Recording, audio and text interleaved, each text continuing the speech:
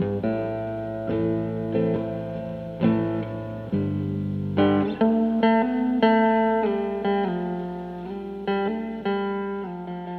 this is Politics Done Right. I'm guest hosting for Egberto Willies. Egberto is at Netroots Nation in Providence, Rhode Island. I'm going to bring him on in just a moment to say hello. The call-in number is 646-929-2495. And the theme of the show is Wisconsin, Citizens United, Political Advertising, and Political Advertising disguised as news. How much does it sway you? And how much do you think it's going to sway America in November? And the first person we'll ask that question of is a person who is right in the middle of a important conference, Netroots Nation. I've been to it a couple times. Egberto, how you doing? All right. Can you hear me okay, Eric? Yeah, I hear you great. Great. I'm trying to get to a point that is a little less congested. Well, it's going excellent out here. It's vibrant. I mean, the activity is amazing. That's cool. Have you learned anything new? Well, actually, I went to the most important class and it's still at an incomplete blog that I still have out there, and it was all about messaging. And then this morning, kind of took me to thinking on how I talk and maybe how a lot of us talk. Coffee Party is a transpartisan organization. And as a transpartisan organization, we have to try to find a way to communicate to all those people that feel that they have a refuge here at Coffee Party in a manner that isn't condescending. Mm-hmm. And what I found out, a lot of people in Middle America have a tendency to think in the way we express ourselves, that we are actually looking down at them, or that we are somehow thinking that we have something they do not. So it was quite enlightening, and I think what it did is it made you reflect from within. So what I heard this morning, along with what I had in a class with regards to messaging, I think if we can put those two things together, we're not asking anybody you must change your morality, you must change your values, or any one of those things. But what we're asking people to do is at least listen and see if it's something that really materially affects your life. Mm-hmm. Yeah, if the facts are on your side, you don't have to use rhetorical techniques that insult people or put them on their defenses. You can just encourage people to be civil, respectful, put the facts first, and then try to decide collectively on the direction we want our country to go. You earlier brought in the program with Wisconsin. That is one of the big topics here. Van Jones this morning spoke about losing the union, losing the battle in Wisconsin, and what that really meant. And what he had to say, the first thing he had to say is, guys, why are you so down? Why are you crying? Why do you look at that as the end of the world? I mean, it just means that you didn't get your message across, that 40% of labor voted against labor. You didn't get your message across. Maybe you should consider doing something differently.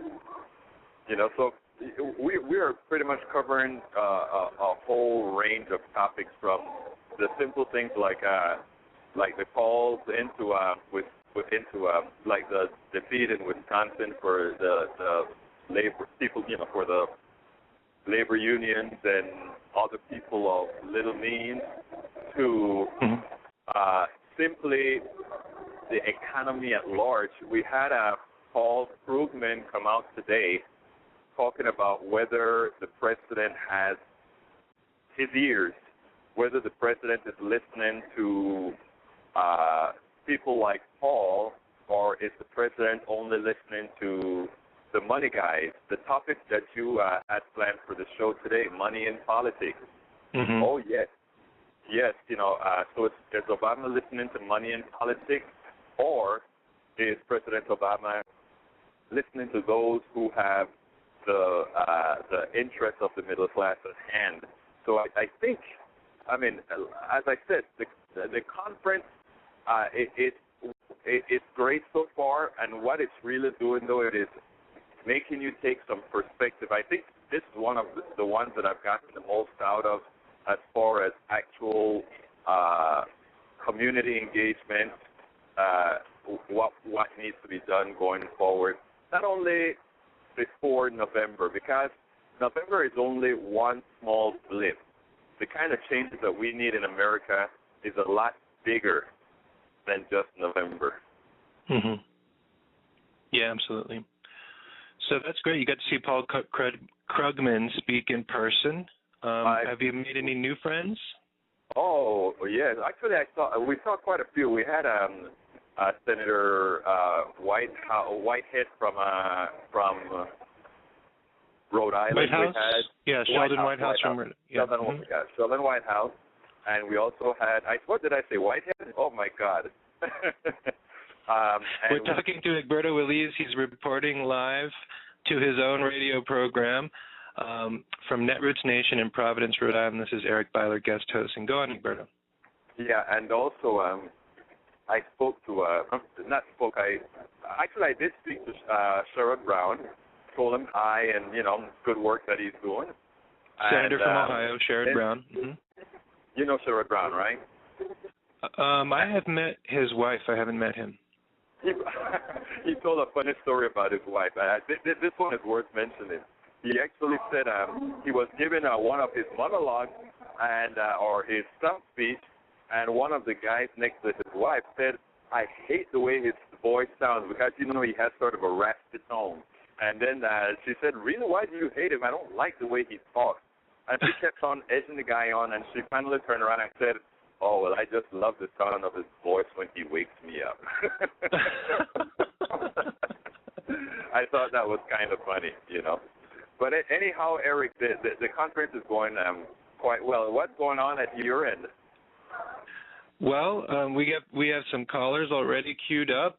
We have Gary Ryberg from Galesburg, Illinois. He was the leader of a coalition to pass a resolution in his city council to oppose the Citizens United decision and recommend to the state of Illinois' congressional delegation that we have a constitutional amendment so that we say that money is not speech, and that the more money you have, the more speech you have, because in a democracy that cherishes free speech, that means that we are very soon going to not only be making a cycle of policies that hurt America and help a few families and a few multinational corporations, but I think what they're going about doing now is they're entrenching their power so that even as trends like the advent of social media, the platform that we're on right now, even as these things become more available to the people, that their power will be so deeply entrenched that there won't be anything we can do about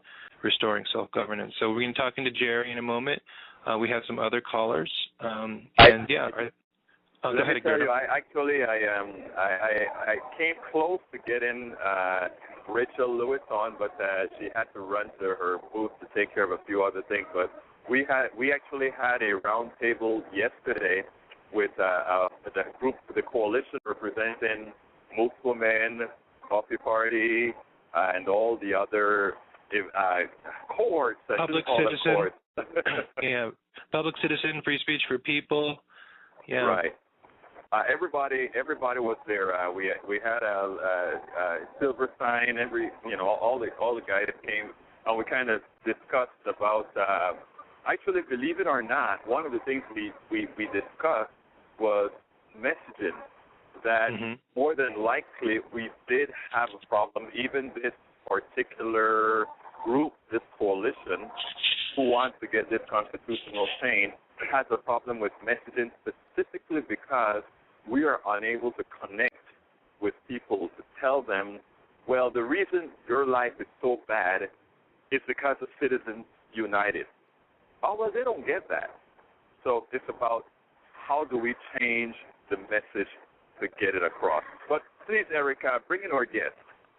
Okay, I'm going to bring in Jerry, and maybe you can answer that question. Jerry, what messaging did you use in Galesburg, Illinois, to succeed in getting through to your city council that this resolution opposing Citizens United was necessary?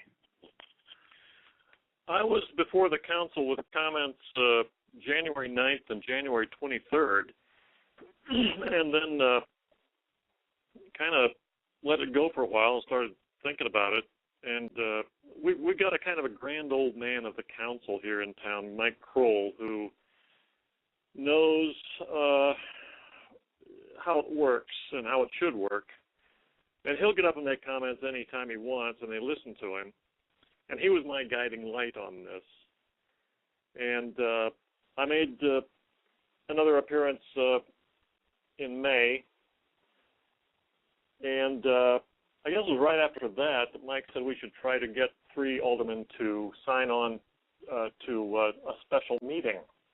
If 3 aldermen out of the 7 want a special meeting, it has to happen. So the mayor decided that it would be part of a regular meeting, which was last Monday. And I spoke, and we got a young Knox College professor, Peter Schwartzman, who's quite a liberal, and he spoke. He was on the council. He spoke, I spoke, Mike Kroll did, and several other people. And there's a man, Alderman Wayne Dennis, insurance man, who's quite a jocular old guy and good man, a man of character, and he walked in intending to vote no. And he voted yes, and it was 4-3-4. So we did it. So what about the argument? Let's say, this is an argument that's very interesting about the internal politics of how you need to get to know who represents you in your local government and, have meetings with them. Say, how can I help you achieve this? What sort of support do you need? Who's the swing vote? Like, those are really interesting and really essential steps in order to pass these local resolutions. And for those of you just tuned in, we're talking to Jerry Ryberg about how he and his fellow citizens, fellow residents of Galesburg, Illinois, were able to pass a resolution instructing the congressional delegation of Illinois to support a constitutional amendment to oppose the Citizens United decision. And just for an overview real quickly, we've had more than 200 cities and towns pass resolutions such as these over the last few months. There are over 1,500 public officials supporting constitutional remedies to address the issue of the flood of anonymous, unlimited, corporate and often multinational corporation money to influence our elections. There are over 100 members of Congress who now back a constitutional amendment. The president has voiced support for a constitutional amendment. 5 state legislatures have said they support a constitutional amendment. And we've had 23 state attorneys general take a position, including, of course, Montana's attorney general, who was before the Supreme Court this week to find out whether or not the people have the right to limit the influence that corporations have in the purchase of their state legislature. And I think that if the Supreme Court says that we have the right at the state level to decide whether we have a plutocracy or democracy, it would have implications, of course, at the federal level. And perhaps this week the Supreme Court will actually do our work for us and realize the folly of the Citizens United decision. So back to Jerry. So Jerry, what was the message? Because we're all working on this in different ways, whether it's town councils or whether it's on Coffee Party Radio. How do you get the message across that we need? Go ahead. Yeah. The mayor's message was that it's not city business and it's partisan politics, and we kept pointing out that neither of these are true. It is city business. It's every city's business, and this is something that affects everyone, so it's not partisan. Mm-hmm. But we just used every point to show that the Citizens United is a bad decision, bad for the children, bad for the grandchildren. Congress is corrupted, and just everything we could think of, that. So the best argument against the resolution in favor of Citizens United is that it's a partisan issue. So what your mayor was essentially saying is that Citizens United will help Republicans because right now, anyway, for our plutocracy, the moneyed families, the handful of families that think that they're entitled to rule the United States of America, They've chosen the Republican Party as their primary instrument of choice. Doesn't mean it'll always be that way, and it certainly doesn't mean that they don't try to manipulate the Democrats as well. But because they overwhelmingly support Republicans, therefore it's a partisan issue to try to address the corruption of our Congress and the corruption of the people's government, because one party stands to lose and one party stands to gain as a result of the Citizens United decree. That is a really weak argument, but I think I can understand why in today's America it would hold some water. You'll find conservatives that, for some reason or other, known only to them, think that corporations should be counted as people, and either that or we can't do anything about it anyway, so why try? But Jerry, do you really think that if the multinational corporations and the handful of wealthy families that think they're entitled to rule the United States gave all of their money to an African-American president who's center-left, that these same people would be arguing, A, they have a right to do so, and B, we couldn't stop them if we wanted to? Or do you think that they would be up in arms? Just what's your gut?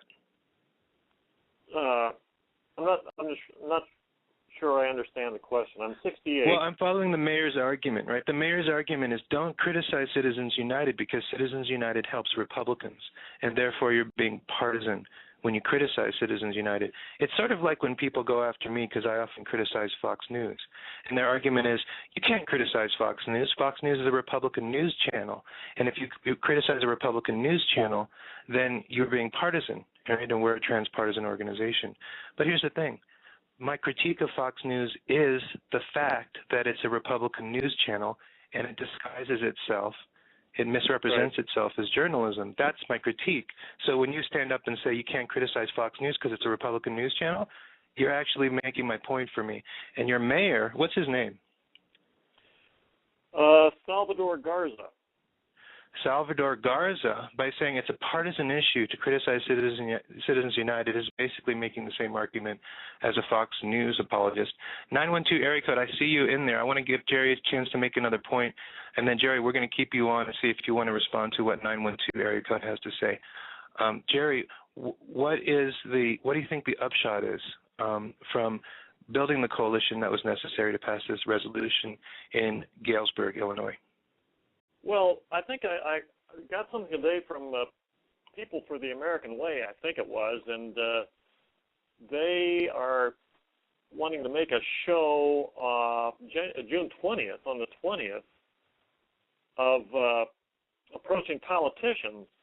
And I emailed back. I said, I suppose we could make a show of taking the resolution back from the city clerk, showing the vote. We could take that to Bobby Schilling's office. So I suppose we'll do Very nice. That. So civic engagement breeds civic engagement.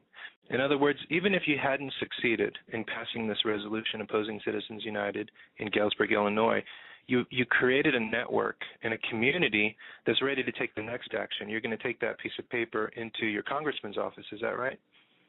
Yes, but I want to tell you,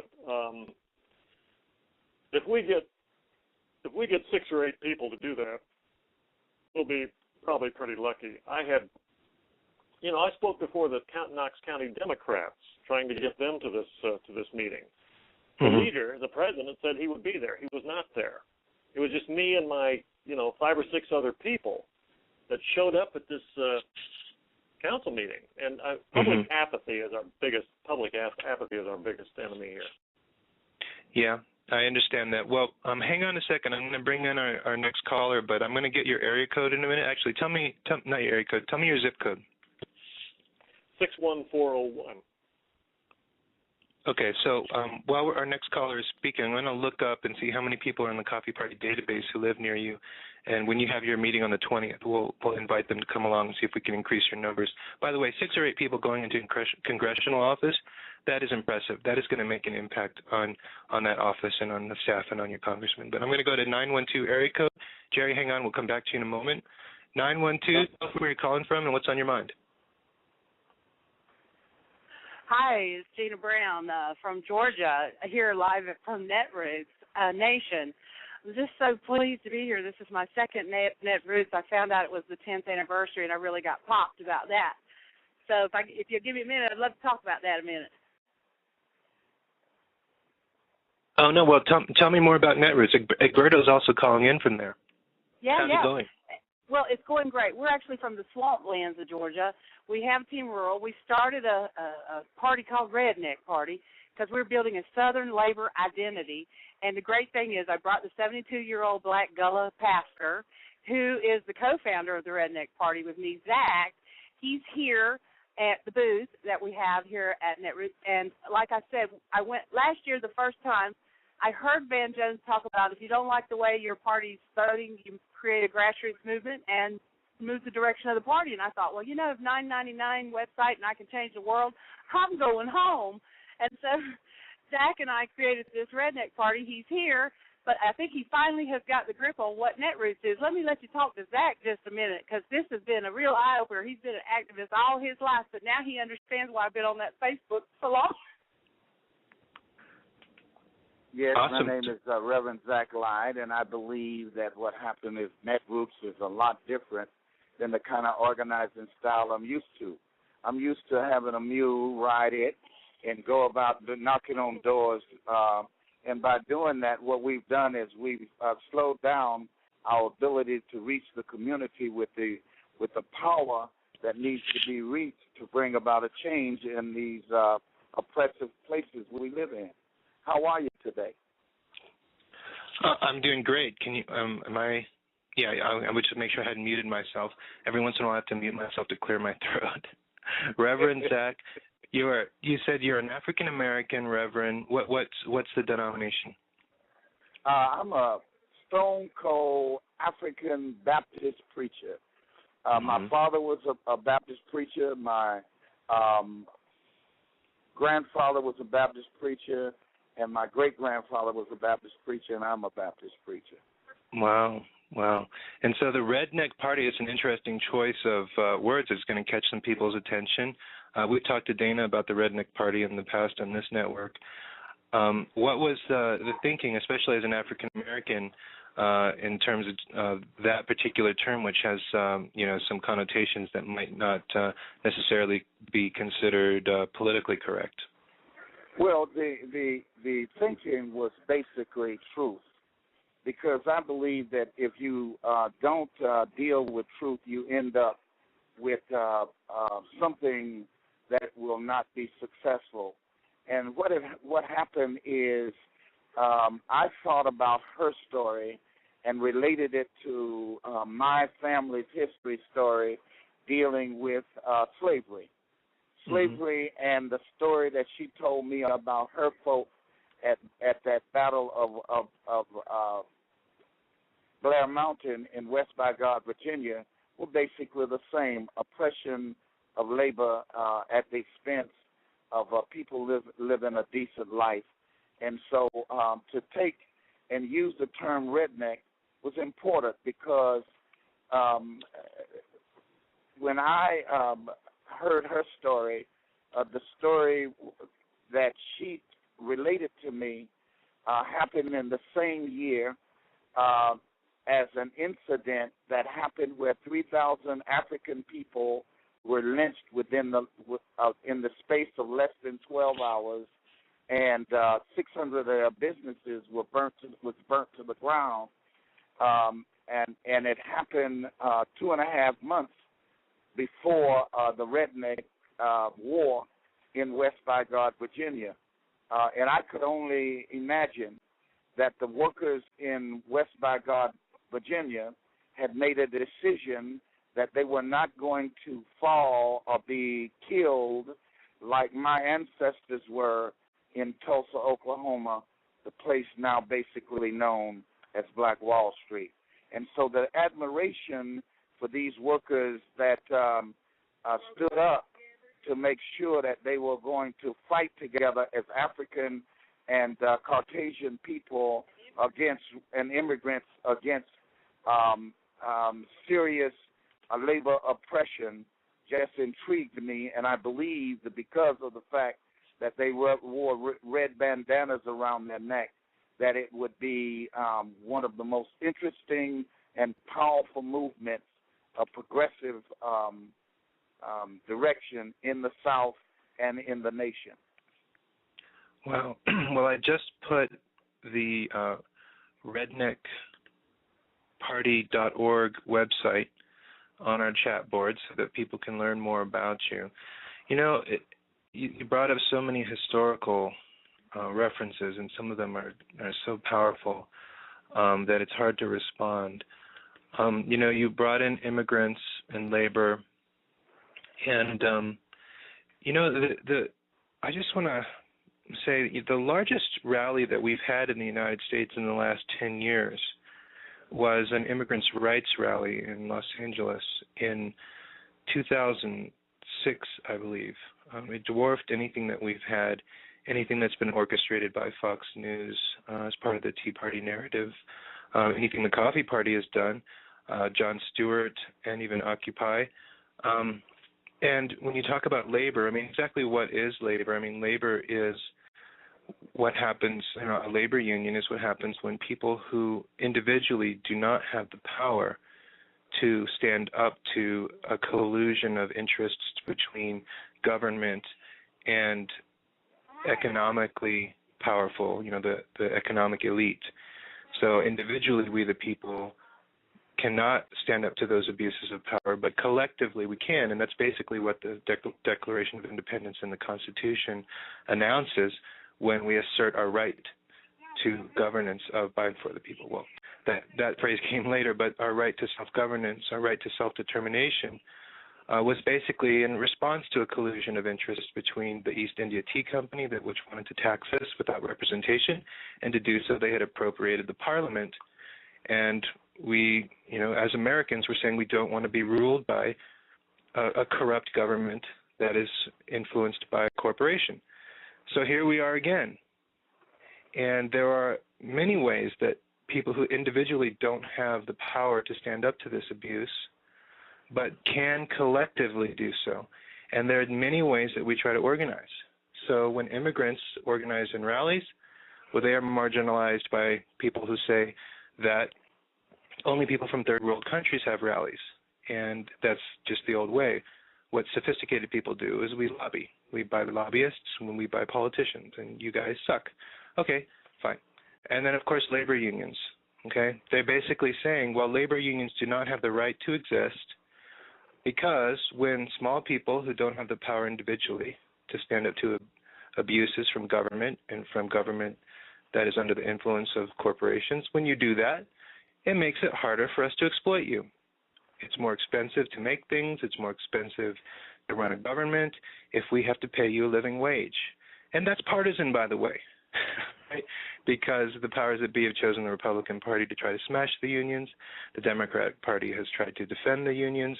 And so in order to participate in this conversation, you have to be labeled partisan, or you have to accept the sort of ugliness that partisan brings into a conversation, when really all we're asking is, should a worker have the same right that a CEO does to negotiate the terms of their employ? And then my last point is that the Internet is also a way for people who don't individually have the power to stand up to abusive government and abusive corporations who control abusive governments. When we organize online like we're doing right now, there actually is a potential, similar to what a labor union can do, or similar to what Cesar Chavez and immigrants' rights movements can do, similar to what the Redneck Party can do.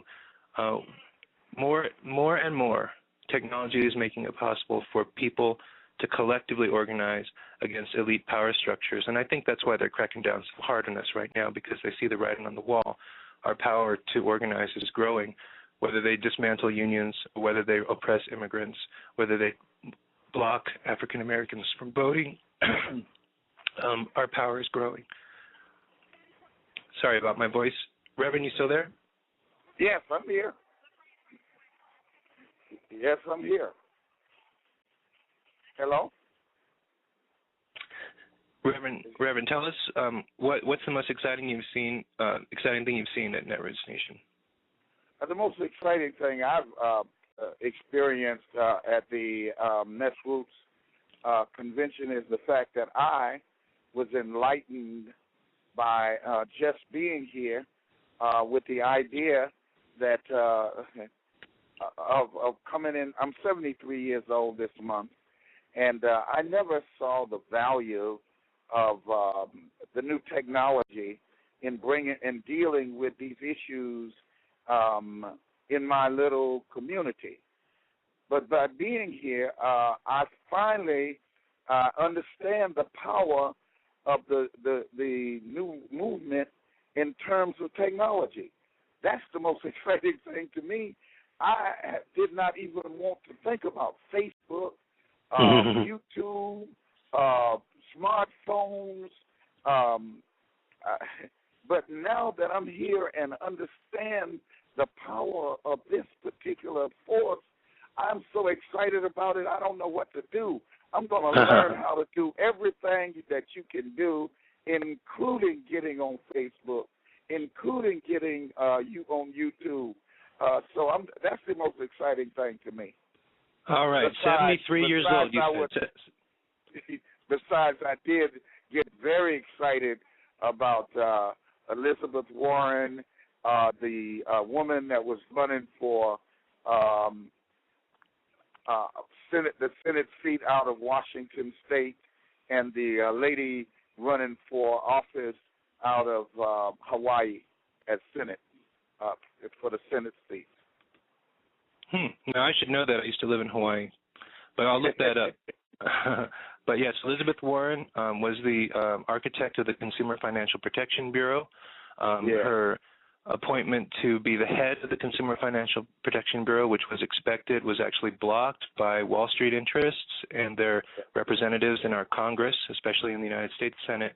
And so Elizabeth Warren is running for the United States Senate so that we have not only a Consumer Financial Protection Bureau, which we will and are going to have, but also a senator who represents the people as well. I think that would be fantastic if Elizabeth Warren was elected in Massachusetts.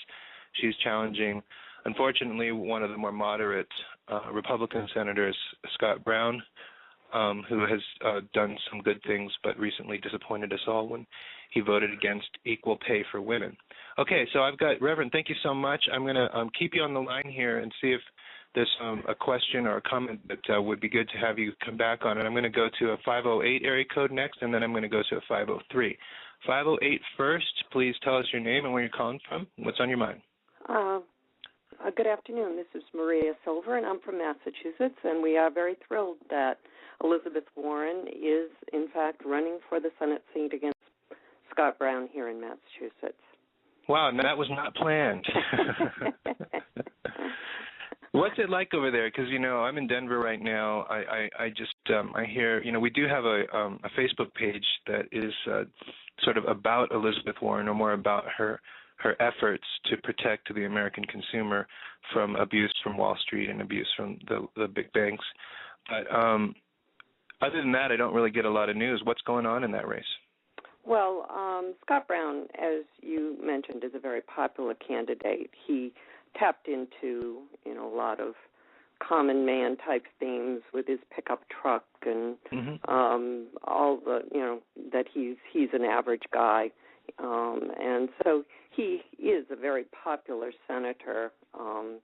But Elizabeth Warren is, she has just so many issues that are so much more for the average citizen that right now I believe it is neck and neck. She just recently won the nomination. She is not having to go through the primary process because she did at the Democratic convention poll high enough to not have to have a primary, so she won't have to be facing that. On television, the ads, I would say Scott Brown probably has more money behind him. He is on much more frequently. And so he plays up everything that he has done that is a vote that would go against what the Republicans were, and never mentions the other 95% of his votes, which fall right in line with the Republican Party. I see. So he tries to point to the places where he is crossing the aisle. Yes, where he has differed from the Republican Party. That's totally what he told. He advertises himself as, being the most independent candidate in Washington, and points to everything that makes him more Democratic than Republican. Never mentions the 95% of his voting record, which is Republican. So that is how he's marketing himself. It's an interesting thing because his explanation for voting against equal pay for women is that it would be a burden for small businesses to have to pay equal, wages to women that they do to men. But sometimes his instinct, for capitalism or whatever is right, and I just want to acknowledge that he joined with, I guess you could say he's my new senator, Senator Bennett of Colorado. I haven't changed my residency yet from Virginia to Colorado, two important swing states. But anyway, I haven't changed my residency yet, but I actually met Senator Bennett yesterday, and he praised Scott Brown for supporting an amendment to the recently passed Jobs Act. It's not the one that that President Obama is touting about, although he did sign it very happily, but this was a bill that made it easier for us to crowdfund companies so that we don't have an elite group of bankers and venture capitalists or vulture capitalists, as Rick Perry would refer to them, deciding which companies live and die and which companies can have funding in order to explore innovation. As soon as October, we'll be able to crowdfund ideas like that so that we can, let the people decide, let the wisdom of the masses, right? The wisdom of the people decide which problems are worth trying to solve. Is clean energy worth trying to attempt? Is it worth trying to attempt a way to bring healthy foods into the inner city so you don't have these food deserts? Like you can have locally crowdfunded companies where you give $50 and you own a little piece of it.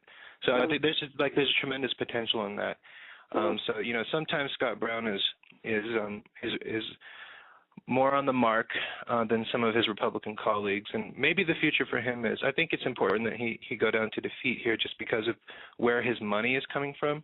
Obviously, there's a price that comes with being funded directly from Wall Street, and so I think as recent history has proven that Wall Street's interests, those very same elite power structures that opposed this crowdfunding legislation in the Jobs Act,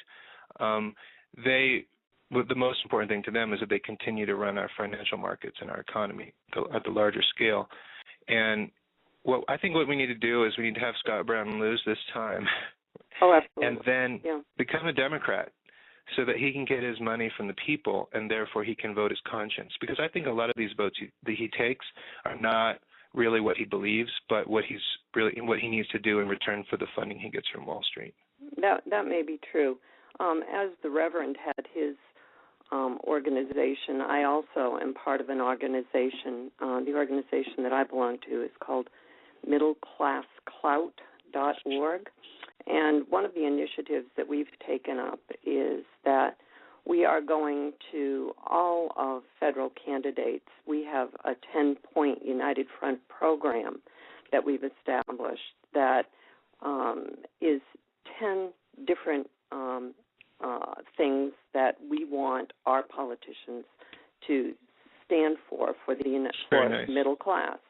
And we have sent out letters to, at this point we're still working on the 33 Senate races that are up for election this year, and asking each one of the incumbents and each one of the candidates whether they support the 10 points that we feel represent the middle class. And we have received an answer from Scott Brown, and his was that he supports none of them. So. Oh, okay. Well, at least you know where he stands. Yes. So, I mean, it's an easy choice in Massachusetts that middle class clout supports Elizabeth Warren as opposed to Scott Brown. His stance on what is the important part of the election, or the important part of how he represents Massachusetts in the Senate, is that he balanced the budget. that's his what he feels is the most important thing for him to do. And the things that we are asking for, he absolutely does not support. Yeah. Well, he can't yet until he becomes a Democrat. So there are some people who say when you focus on the middle class that you're excluding the working class and the poor. Do you care to respond to that criticism of that particular terminology you've chosen for middleclassclout.org? Yes, we chose middleclassclout.org just because we meant it as an all-encompassing, and some of the things that we are standing for definitely encompasses the working class and the poor. You had to come up with some kind of a term. I mean, every we wanted something absolutely that had clout in it, because what we're talking about is power to the average person. If we called it people power or people clout or whatever, we felt that middle class clout was a good term for a general view of who the workers who the common citizens, who the average person in this country is. The middle class used to be a huge percent of the country. I think some of the statistics I heard this week were that the poor are now 46% of this country, which is absolutely phenomenal. But I think most of the poor do consider themselves at this point to be middle class. It's just they are middle-class people who have had the rug pulled out from under them. So they are hardworking people. They are people who want the American dream of the middle class, who have the ideals of the middle class, and yet because of circumstances beyond their control, they are now poor. And so I do feel that the name middle-class clout is very representative of what we are looking for. Well, thank you, Maria Silver of Middle Class Clout, for calling in. I did tweet that out just now to about 18,000 people between the 3 Twitter accounts that we have. Reverend, I also tweeted out redneckparty.org, Middle Class Clout with a C, by the way, middleclassclout.org. Thank you very much for representing the interests of not only the middle class but also working people and the poor in Massachusetts, and good luck with that Senate race. By the way, I wanted to, thank you very much. I wanted to let you know, Jerry, that we have 257 people who live within 30 miles of you. So let's see if we can up the numbers. You expect 6 people to go visit your congressman on June 20th. Let's see if we can up that. So write an email inviting those people and send it to me, Eric with a C at coffeepartyusa.com. And I'll get that email out to you. We're going to bring you on again, Jerry, before the end of the show if you can stay with us. But I got 2 more callers I want to go to. 503 next, and then 513 after that. 503 area code. Tell us where you're calling from and what's on your mind. Hey, Eric. This is Juliana Forlano from Absurdity Today. I am at Netroots Nation, and I'm calling in just to say hi. What? It's like you guys, Netroots, have hijacked the coffee party community. You're darn right we have. You're darn right. There's 3 callers today. I know, and okay. actually we all know each other. So we're like, hey, did you call in the show? Yeah, you only call in the show. So that's what we did. So better call in and we're having the show now. Awesome. That's great. So what's the best thing you've seen so far at Netroots Nation in Providence, Rhode Island? I don't know. There's been so much going on. I am here with a group called Living Liberally, which is a group that organizes meetups, basically, for people who usually, I mean, I'm from New York. We got a big one in New York, but for people who maybe live in parts of the country where it might be hard to meet another liberal progressive or somebody who's like-minded. So they do, these liberal meetups in different parts of the country, and they also have a thing called Laughing Liberally, where they bring on political comedians, and then we do shows and blah, blah, blah. So we did a big show the other night, Thursday, I don't remember. This whole thing is like a blur. Nobody sleeps. Everybody's having a good time talking about progressivism. It's wonderful. And we did this great comedy show, and I also host a segment called Absurdity Today, which is political satire for the people. And I make the segment because I think those of us dealing with these really heavy issues, I mean, these incredibly important, weighty issues, we also need some kind of release and some kind of support. So that's the angle I'm coming from with my particular show. Now, I made a big mistake when I was here on the stand-up comedy show. When you come to Network Station, they give you a bag of stuff. Sometimes it's pamphlets. They give you all kinds of stuff. And I took this. I went through that on the comedy show, and I was going through and making fun of what was in there. And I think it was the union. The union gave these red balls, like these spongy red balls out, right? They're like you squeeze them and it like exercises your hand kind of thing.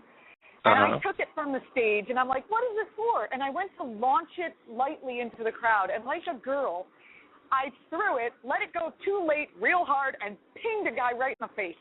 And the whole crowd, we're all like, we care about each other. The whole crowd was like, woo! And I was like, oh my God, are you okay? The guy said he was okay. And then the whole place just went berserk, like laughing. It was hilarious. I don't know. But we had that show after some of the keynotes and, a long day of talking about real heavy issues.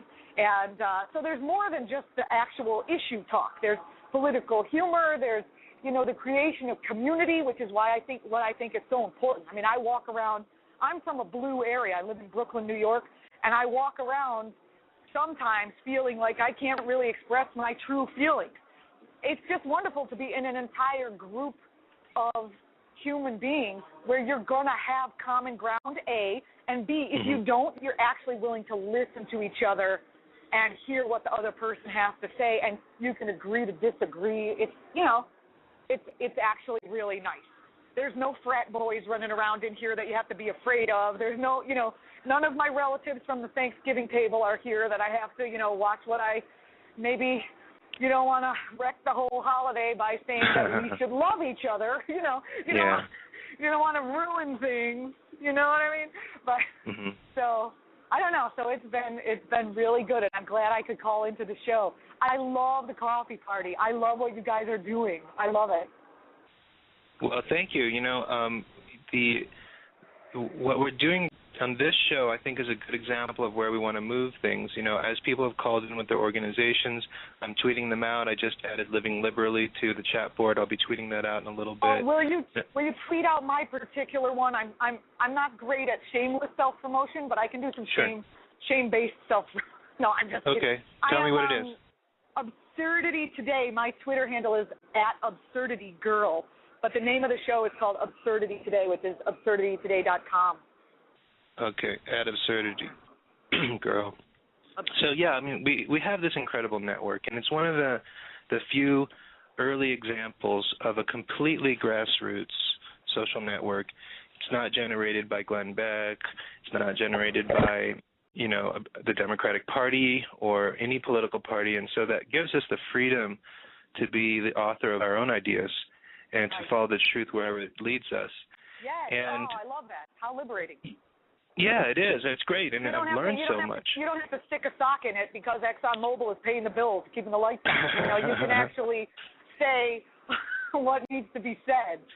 Right. That's really great. That's why I like what you guys are doing. The trade-off, though, is that we don't have our own news channel, and so we have to build it ourselves. And so right now we're on Blog Talk Radio. I think maybe we pay like $30 a month or something to keep this going. But all we really need is our phones.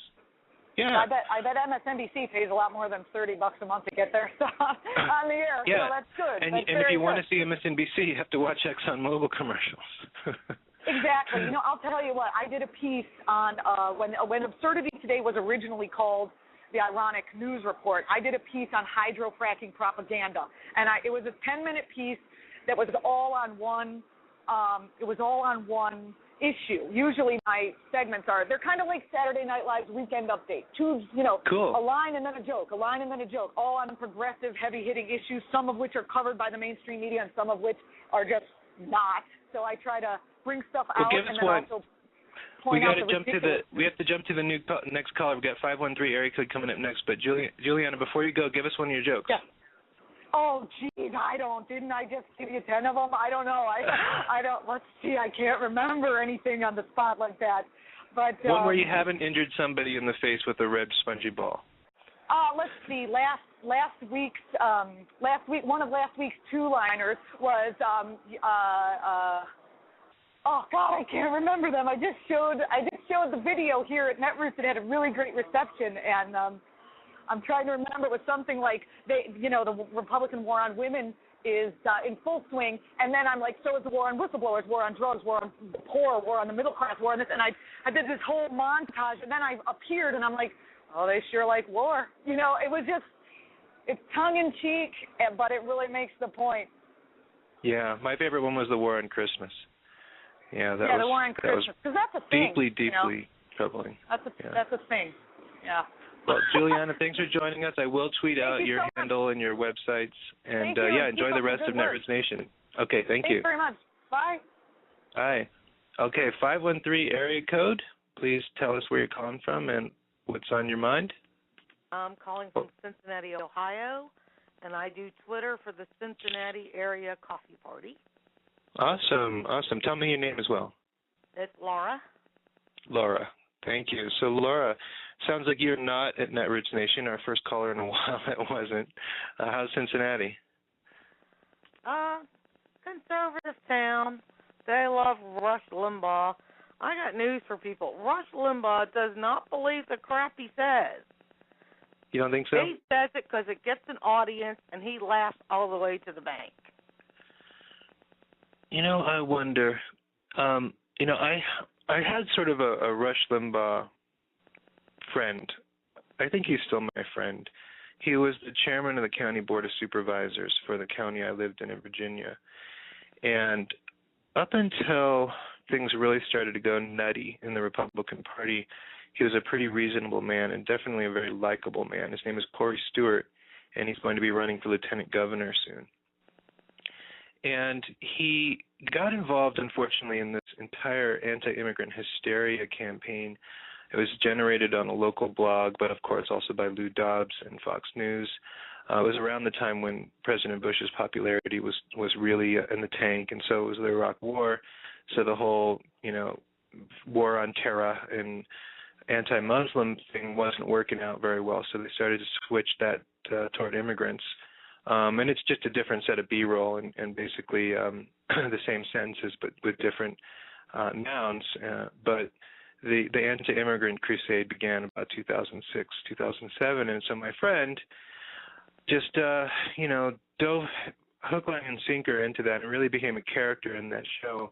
And I don't know about Rush Limbaugh, but I can definitely tell you that this guy was saying things that he did not believe because it got an applause from some people that he knew were very likely to vote for him. That happens all the time. There are a ton of books written about that subject, fictional and non-fictional. So, yes, it is very common.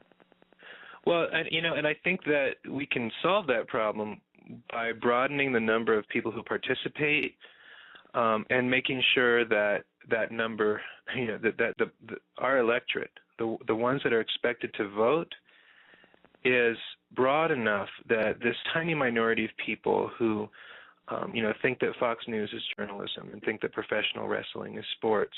Well, can I tell you what the biggest problem is when you talk to these people who don't vote? Number one, they don't think it really matters because it's one crook or another. They're going to screw you anyway. And they don't say what they really mean, so what difference does it make? And number two, they hear the stories about voter fraud, and once again, their attitude is, why bother? It doesn't make a difference. They think it's rigged. If they don't feel it makes a difference, why stand in the lines, Why bother reading all that and punching the holes? Yeah. Why not sit at home and do something more interesting? Our calls are racking up, and I wanted to go back to Jerry before too long. 808, I see you. That's Hawaii. I recognize that one. 352, I see you as well. I'm going to just bring Jerry back for 1 second. If you're there, Jerry, what's your advice on that? Because it's similar to trying to make the argument that the purchase of our democracy by a few wealthy families and a few multinational corporations is going to be bad, not just for certain politicians who try to represent the people, but for the people themselves. It's not a partisan issue because we're talking about the future of America, the ability of our families to survive. How do you make that connection? How do you get people off their butts and out there to vote or out there to participate? Do you have any advice, Jerry, for Laura in Cincinnati? I keep pointing out that the rich, this is what I tell the conservatives, gentlemen, the rich are not on your side. They're on their side, and they're not looking out for us at all. They're doing things with their money overseas that does not benefit America. They're hiring people like hiding it overseas. Yeah. They're hiring people overseas, and and the money, the money keeps going to the top. And this is not good for your children, your grandchildren, and more items like that. I learned a lot from Dylan Radigan. Yeah, Dylan Radigan can really. Yeah. Yeah. Laura, can you work with that? What do you think? Well, my brain's trying to process it, but I think the problem really is twofold. Okay? Number one, we're headed for two things. Either a revolution or death of the country. You cannot clog up the toilet and flush it. The Dead Sea is dead because it has no outlet. Things have to flow. It's a principle of nature. I think I like the Dead Sea analogy better. Yeah, that's very true, yeah. I mean, things do need to move forward. Some will be more powerful to some people than it would be to other people. Yeah, I mean, there is a resistance. I'm scared, to be honest with you, Eric. I'm scared because I have slipped into poverty, and I see myself very soon slipping into abject poverty. I'm sorry. It's okay, Laura. We feel you. I mean, this is the kind of, these are the kind of phone calls that Annabelle, who was one of the early, Annabelle Park, one of the early founders of the Coffee Party. Yes, I know who she is.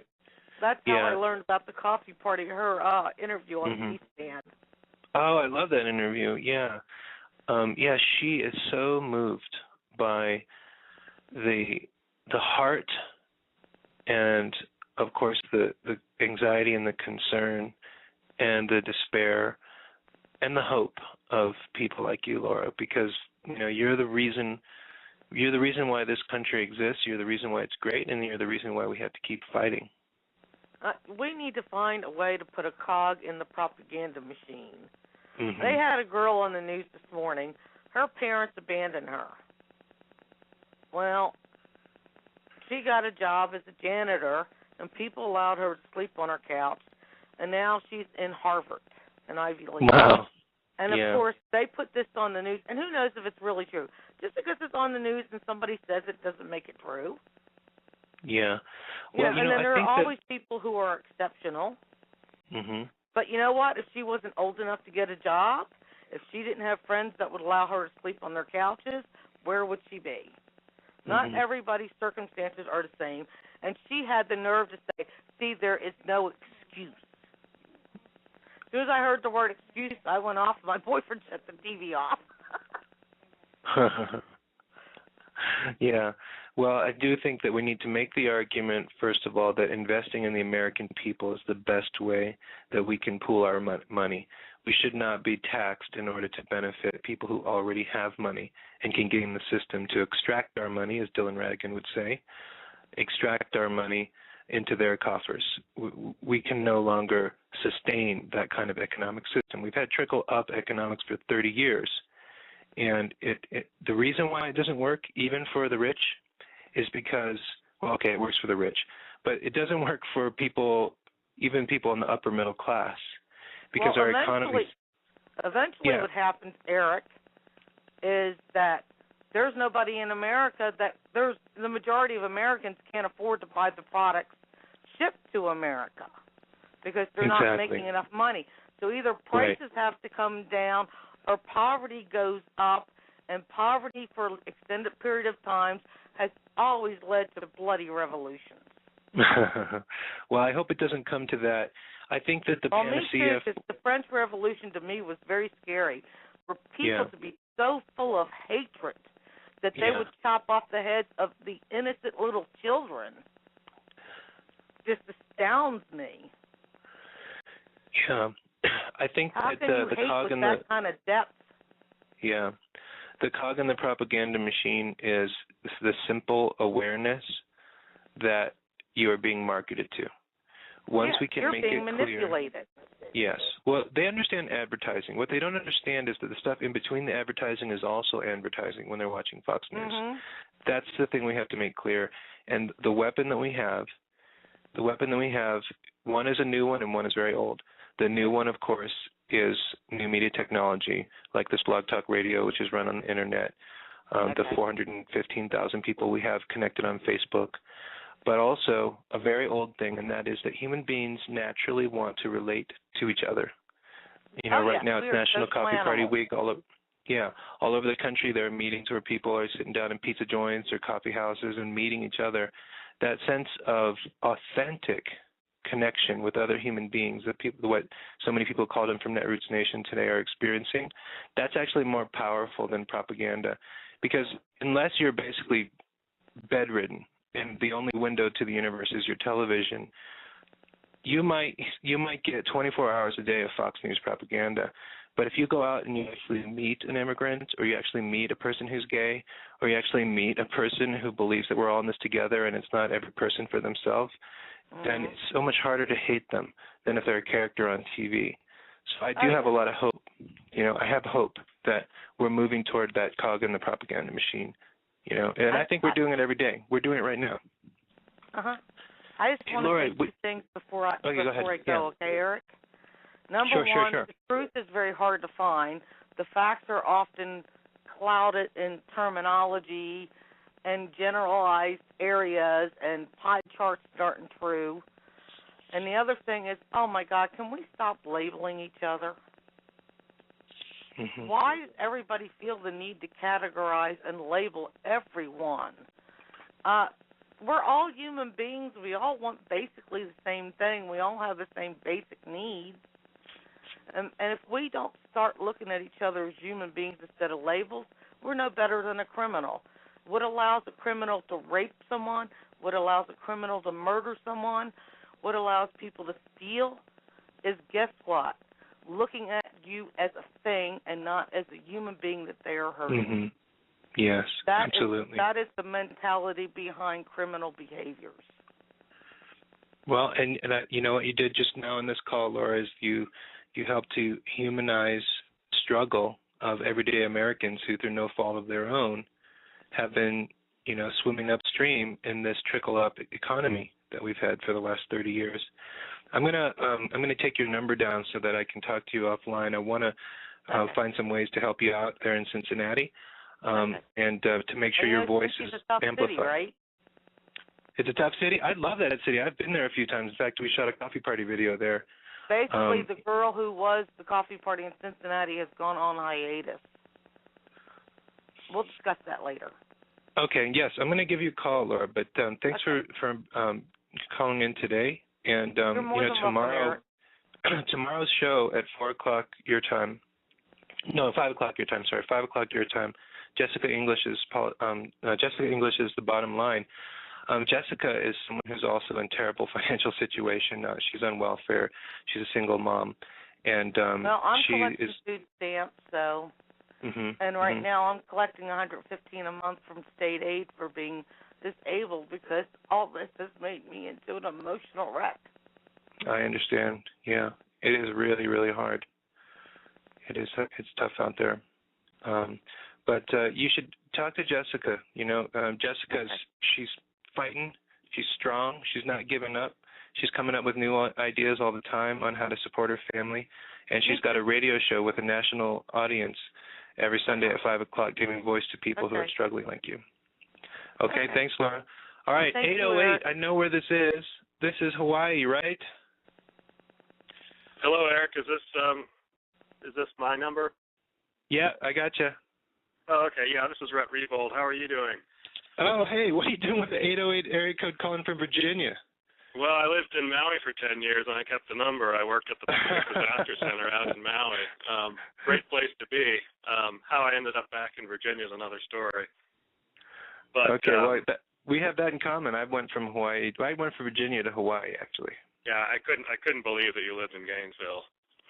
But at any rate, I was concerned about the Citizens United. You know, I think ultimately we're going to win. I think we're going to overturn that. My concern is, I was talking to another activist about this, and her concern was, we win, it's going to completely take the wind out of the sails of the movement.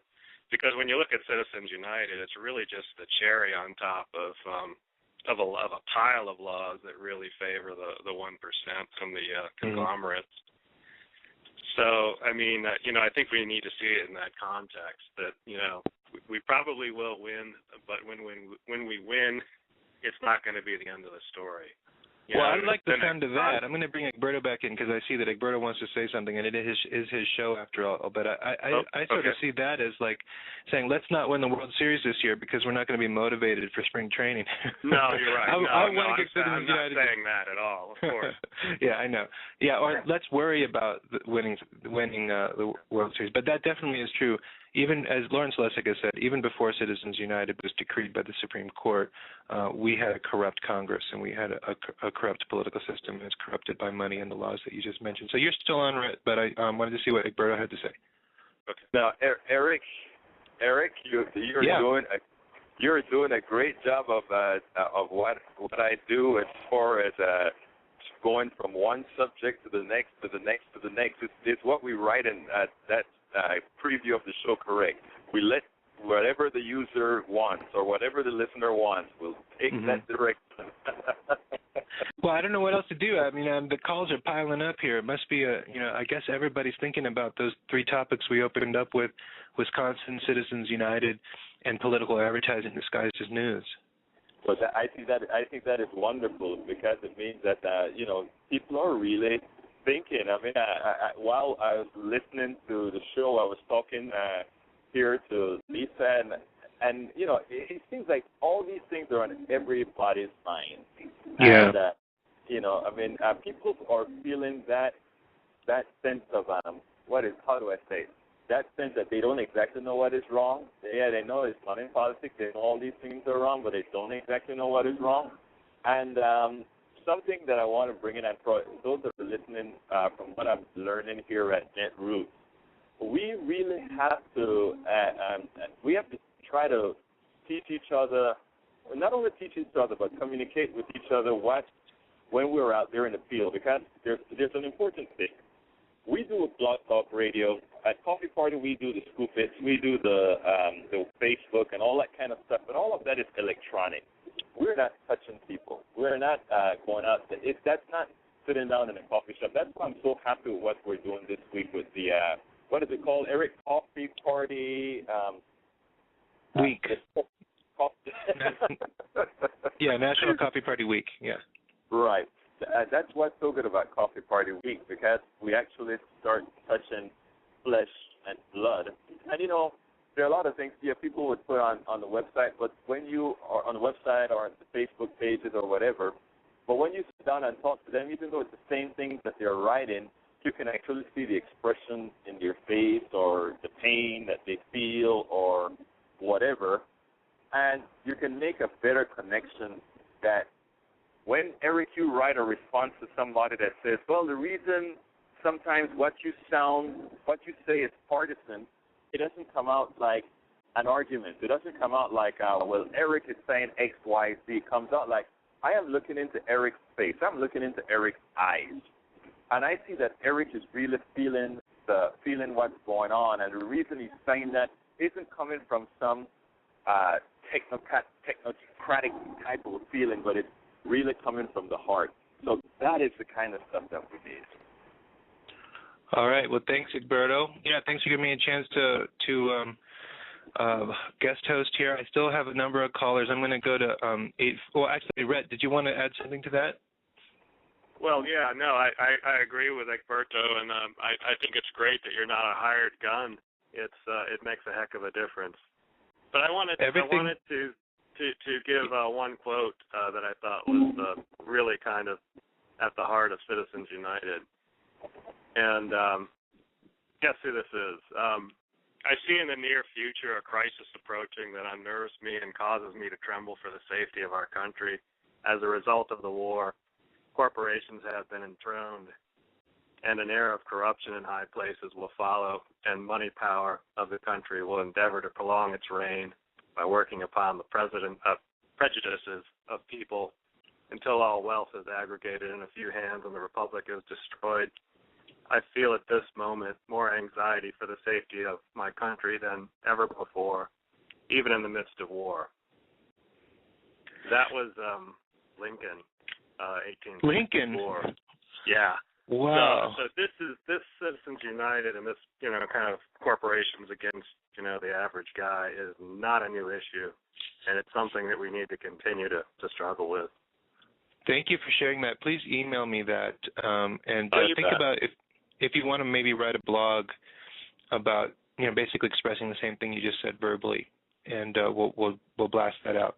That's sort of the idea. If you go to coffeepartyusa.com/social-media, you'll basically see the blueprint for how we want to share this network, and by sharing this network, grow this network by empowering all of you to not only organize locally. Earlier I was telling Jerry I'm going to get, I'm going to invite the 200 people who live in his town that are in our network to come and visit their congressman with him, but also to organize online and to make sure that the people's voice is heard, because they have a lot of money. They have so much money. I don't know how Lincoln foresaw this in the 1860s, but money can manufacture consent, and that's why our republic is in more danger than ever before. Is that they can turn our strength, which is government formed by the people, by and for the people, against us by manufacturing consent, using propaganda, using, as we said at the beginning of the show, political advertising disguised as news. But you know what? They have money. We are many. And I may only be able to reach 500,000 people with the network that we all built together with the Coffee Party. But if you make it another 50, 60, 70 people like Eric and Annabelle, like the leaders of the Coffee Party, like Egberto, like Jessica, whose show is tomorrow. If we make that 100 people who share a network of 500,000 people, we'll get more use out of it, and then we'll start to build other networks as well. So let's keep trucking. Thanks for calling in, Rhett. I'm going to go to a 850 area code. You've been holding for half an hour. I'm so sorry about that. 850, where are you calling from? What's on your mind, and what's your name first? Eric, hi, it's Mike Potters from Pensacola, Florida. How are you? Hey, how are you, Mike? Okay, listen, I saw in the email announcements you sent out that you were going to be talking about these subjects, and I'm not usually home at this time, but I really took it as an opportunity to jump on. There's a particular project that I know you've heard about a number of times, and we need some people among your listeners to join us, maybe about a half dozen people to help us work this thing into its final form. And it is directly related to advertising disguised as news and political ads that are heavy with the kind of propaganda that provokes people to either act or stop acting based on their emotions and fears, the propaganda techniques. Mm-hmm. The video contest that we're putting together. We need a few people to help us to get the project finally off the ground. And if you want to see a list of the volunteer roles we're looking for, and a little link where you can email us and let us know if you're interested and we should contact you, go to volunteer.coffeeparty.me and look down about, and then go to pathways to participation. And then about 3 screens down, you'll see a list of the things related to a video contest. The purpose of this whole video contest is to make people aware when they're being played by these techniques that are used to provoke them into making decisions based on everything except facts and thoughts. And that provocation goes on all the time. One of the ways to weaken the power of the money, and there's still hope that this is a cog in the wheel of the whole machine we're talking about, is that people recognize when they're being played while they're listening to these kind of approaches being taken. Yeah. We need to let them know when they're being marketed to. They need to know exactly. and let them know when they're being marketed to using some of the most powerful techniques that have been developed. And the more the more money you have, the more of these techniques you can purchase in order to manipulate people. And that's going on left and right. More money than ever is going into that now. It's volunteer.coffeeparty.me, and then look for pathways to participation. Scroll down a few screens, and you'll find our appeal for volunteers to join the team that's working on this. Okay, I just put Egberto's mic back on. I think maybe he wants to chime in on this contest. Egberto, how's this contest going to save the world? The contest is going to save the world because we're bringing it is from the people, of the people, to the people. That's why it's going to save the world, because we're actually going to have everybody with a voice, and not only a voice, but with themselves. So that makes a big difference. Now, I wanted to I had sent a message that I wanted to chime in on to your previous caller. The quote that he made from Lincoln.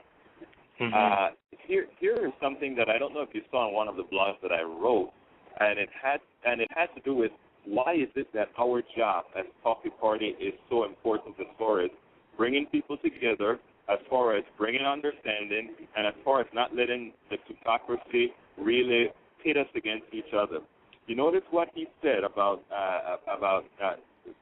in effect, revolution. Right now, we have a group of people. Right now, America has a lot of division that we agree is manufactured. What happens, however, when everybody realizes that they've been had? What happens then? There's one mistake that I think was made with the people who are trying to take control, if you will, and that is one of the pet projects. One of the dividing lines that they actually used was gun control, no gun control, and in that, having a very armed America. My question is, and I'd like anybody else that's listening to also chime in on this to see what they feel. My question is, what happens when the gun-toting Americans realize that they've been had, and we now know they are armed? And that's the question. Let's help make that happen. I mean, one of the things that a lot of the people who disagree with us on so many issues agree with us about is that money is corrupting the system. And if we can have one-to-one conversations with some of these gun control people that we agree that money's corrupting the system, right? Well, you're being used. Think about it that way. You're being used. How do you feel about that? That might be one of the ways to reach people on an individual engagement way that starts to bring the point that Egberto's talking about into more people's consciousness. What do you think? Well, I think that it's going to have more and more sway as we become more diverse and integrated as a nation, as there are more and more people like Egberto who, is an immigrant to this country, or like me who is biracial. I think people, who are accustomed to and even prefer a diverse and dynamic culture are going to understand that, because they understand we're all one people. I think that we still suffer the scars of the Civil War. Speaking of Lincoln, I think we suffer the scars of our original sin, which is slavery. And it's very hard in this country to get people to think collectively, like we're all in this together, especially when there are propaganda tools that are used to make people hate X more than they love their country. When we went to war over slavery, it was actually 2%, only 2% of the Southerners owned slaves. So that means the vast majority of the soldiers, probably every single one of them, I doubt if you were wealthy enough to own a slave, you actually suited up. Those men and boys who went to war to preserve slavery were not doing it for their own economic interest. They were doing it basically because they believed in a them versus us, and not a North versus South, and a white versus black. And they thought that equality for African Americans, freedom for African Americans, would somehow undermine their own worth as human beings. And we need to find a way to communicate, even to those people who grew up in the pre-civil rights era, that we are all in this together. And by the way, Annabelle was saying that before the president we are all in this together, and the divide and conquer strategy, the bread and circus strategy that's keeping us from realizing that, I think it's going to have less and less sway as we mature into a multiracial nation.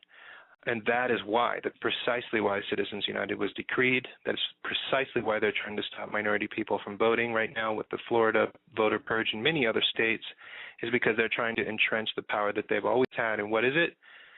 It is using racial division against the people and then turning our government, our right to self-governance, against the people by manufacturing consent, by spewing division and hatred and intolerance and partisanship into our civic discourse. And that's why it's so important to do what we're doing now, using the media, using new media, using social media, using the 99% media, the stuff we can get almost for free, to tell a different story.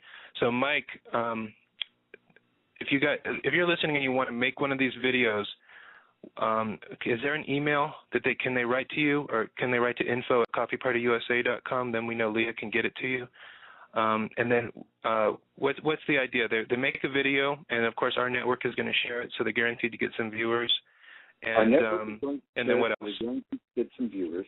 The video, the focus of these videos is to be nonpartisan, but just educating people, with the focus completely on educating awareness of how a propaganda technique is used to sway people without them thinking through the issue.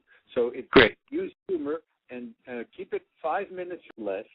In fact, we have categories based on duration, but the longest duration is 5 minutes. And submit those videos. But here's an email address. You asked for an email address. MP1948-1201 @gmail.com. MT1948-1201 @gmail.com. Yeah, it's my initials and my birthday. All right, so I just put that on the chat board as well, MT1948-1201 @gmail.com. You can also write to Eric at coffeepartyusa.com, that's Eric with a C, or info@coffeepartyusa.com if you'd like more information about our video contest. Sounds to me like a good way to do it is find a piece of propaganda, of political advertising disguised as news, and dissect it and share it, with our network by making a video about it. That would be a good way to enter this contest. Okay, I'm going to go to a 352 and then a 510. Thank you so much for holding, both of you. 352, you have tied the record by holding for 30 minutes. Tell us your name, where you're calling from. This is Curtis Smolke, and I'm calling from Ocklawaha, Florida. And I'm very concerned about this election that just happened in Minnesota, but particularly because I'm a retired iron worker, a lifelong union member, and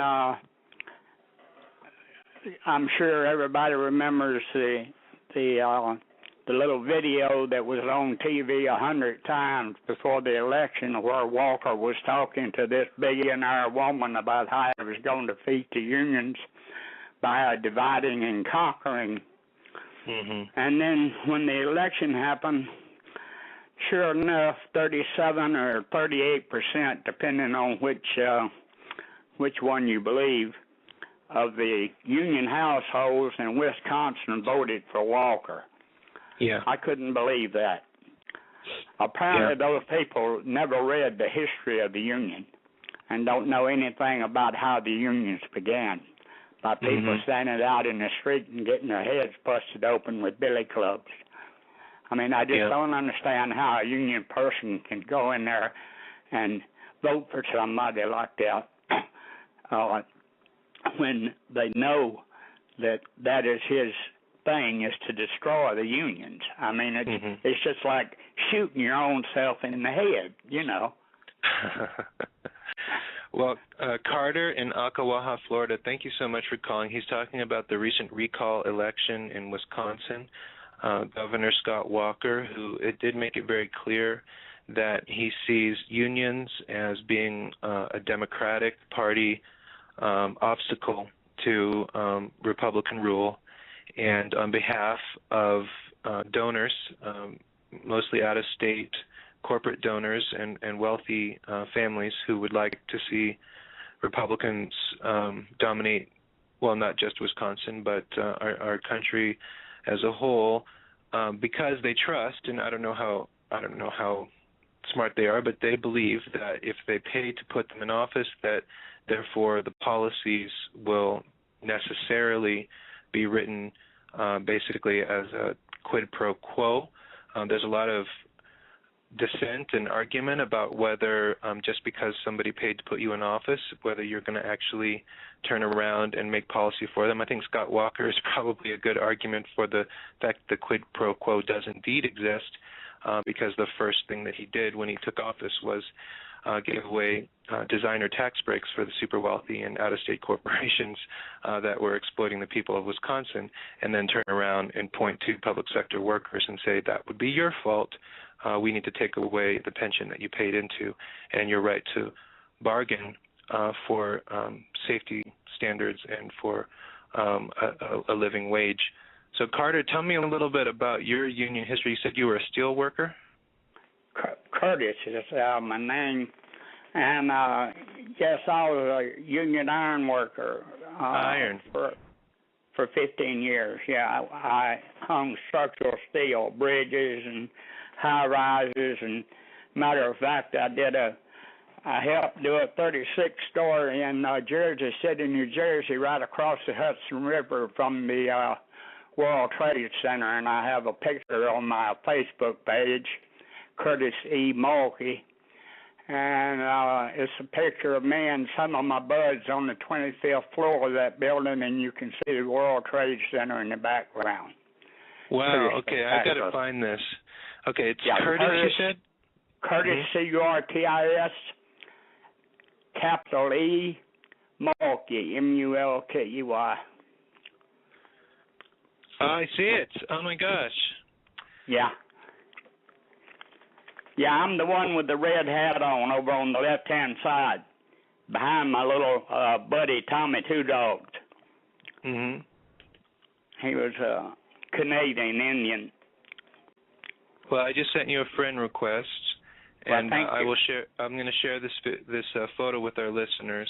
I appreciate I think I'm going to need to be your friend before I can grab that photo from you. So, did you used to be one of those guys who walked on those beams really high up? Oh yeah, that's.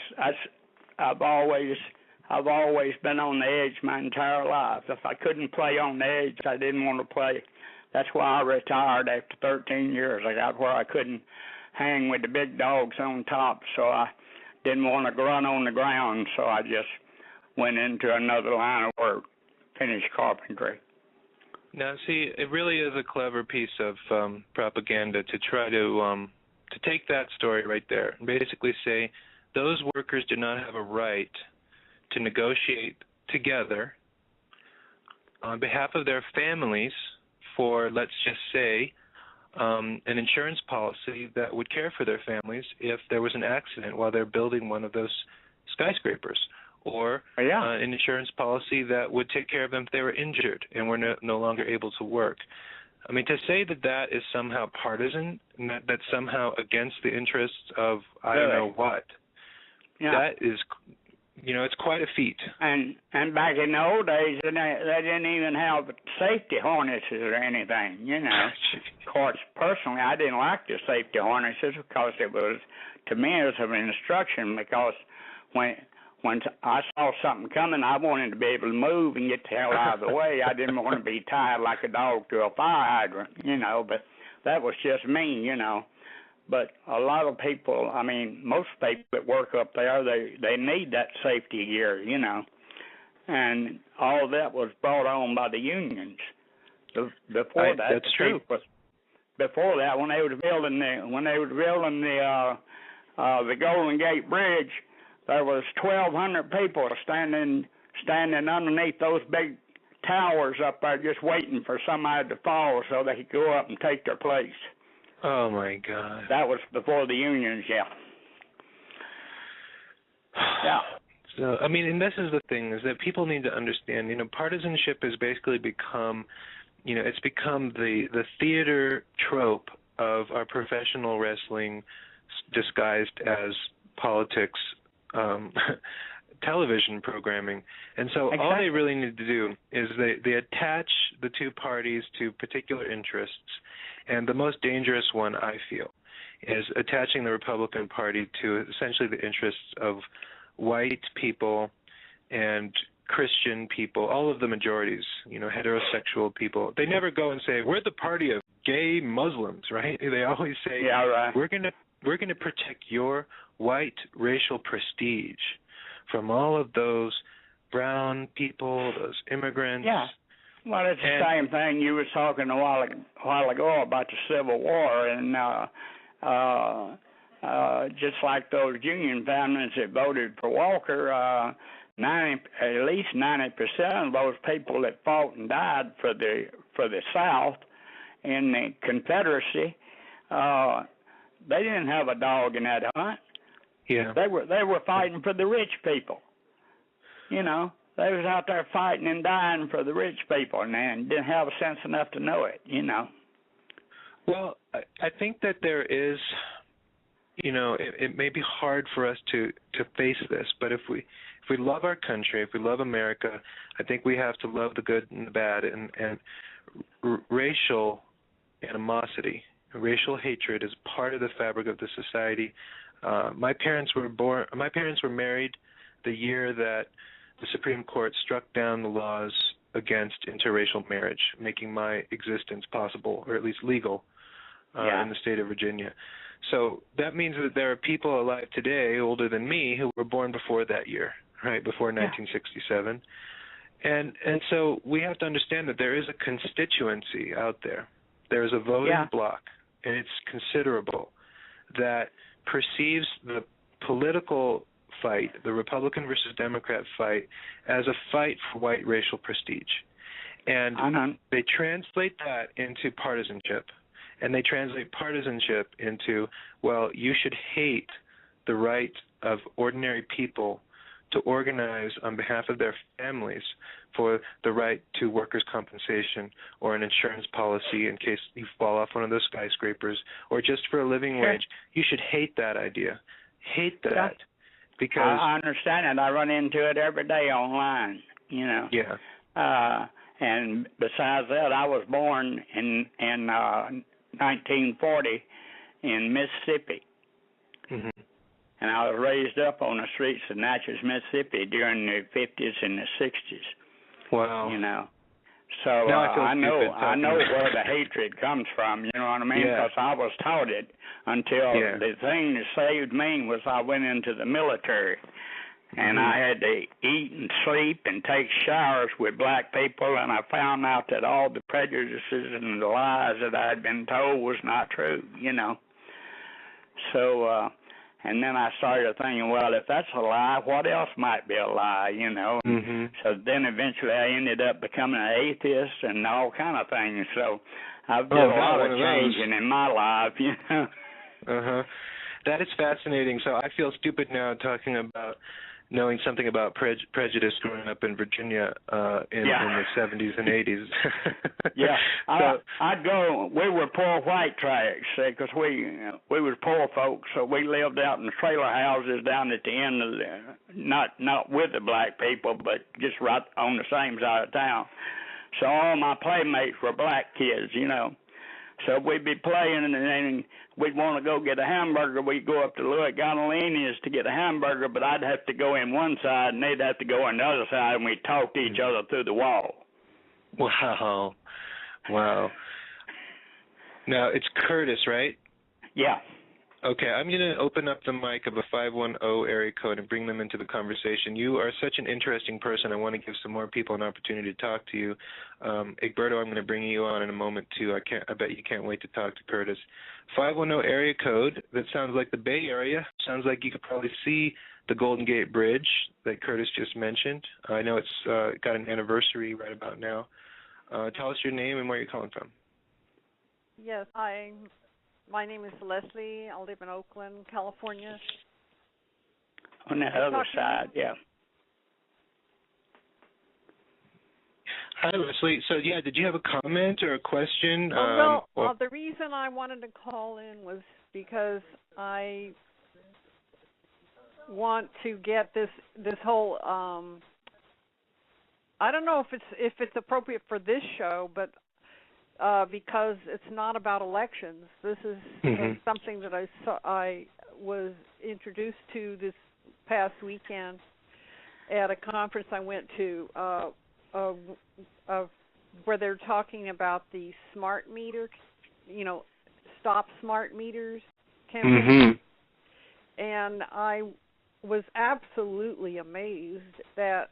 I thought the smart meter they're wanting to stop it just because there's more radiation, in it and things like that. But it's much deeper than that. It's much more important than that. The smart meters are the first step that they're taking to RFID chipping. And they are going to be a weaponized device in the future for total control of the population. And people who are interested in learning more about that should go to stopsmartmeters.org or okay. I'm not sure which it is. Well, I did just put that website into our chat board, stopsmartmeters.org. And what Leslie in Oakland is talking about are meters that are being installed in the backs of people's homes that measure the amount of electricity that they use so that the power companies don't have to send a human being all the way into your backyard. I think it'll help them cut down on employees and increase profits. There have been photographs that I've seen that the radiation from these smart meters, which do transmit a signal to the power companies, has caused trees to die and also started fires. I haven't heard anything about some of the other things that Leslie mentioned. Carter, I want to give Egberto a chance to talk to you. Egberto Willies is originally from Panama, and he comes there by way of Jamaica ancestrally, so he is an African-American Latino. Egberto, did you have a question for Carter? I'm sorry, Curtis? Curtis, yeah. How you doing, Curtis? Hey, Berto, how you doing?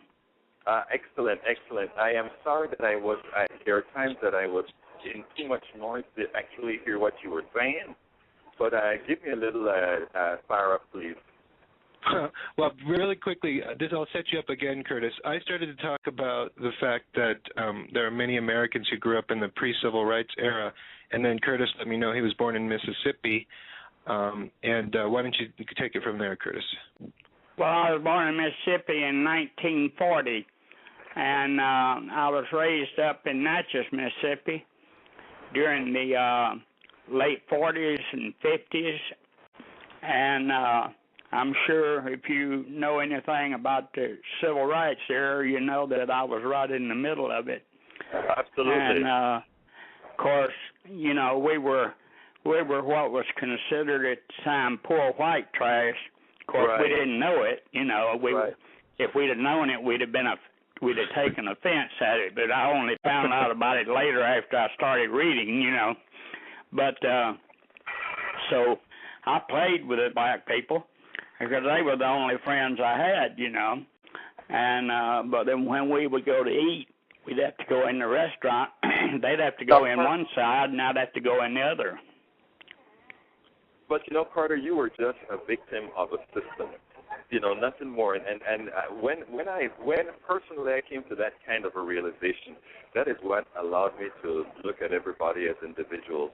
So I mean, for everybody that works around here, they see now that if we understand, if we can look at everybody right now as being conditioned by a system that is designed to use that conditioning to what I call extract the capital of everybody, because if I can put all of you against each other, then suddenly we can work together, and that's what it's all about.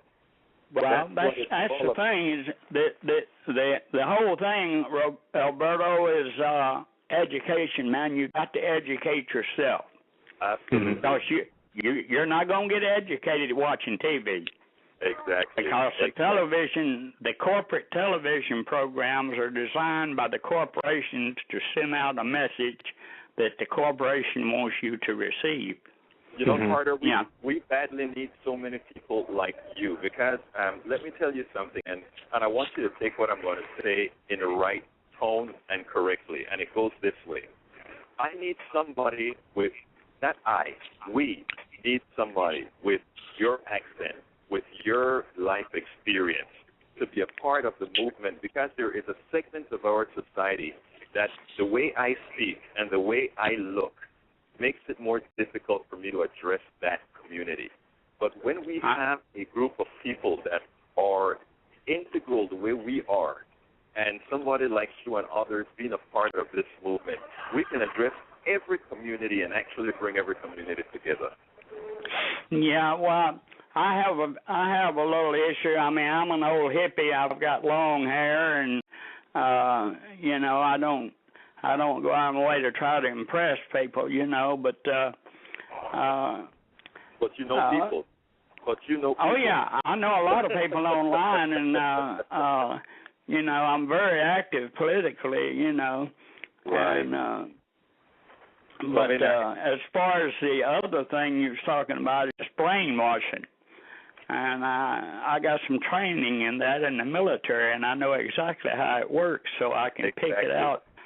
I can pick it out when I'm watching TV. I can see just exactly when they switch over to it, you know. Right. Absolutely. Absolutely. And they teach you to resist. That's why I keep my remote in my right hand, so when they start it, I can click and change channels.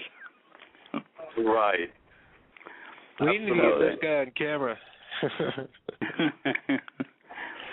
Yeah. I bet you Mike Potter's just thinking, I got to get a video of this guy to be perfect for our anti-propaganda video contest.